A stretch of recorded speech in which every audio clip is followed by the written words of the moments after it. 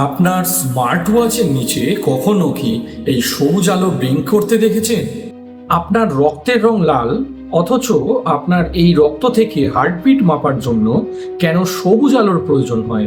আমাদের রক্তের রং লাল হওয়ায় রক্ত লাল রঙকে টোটালটাই প্রতিফলিত করে, কিন্তু সবুজ রঙকে খুব দ্রুত শোষণ করে নেয়।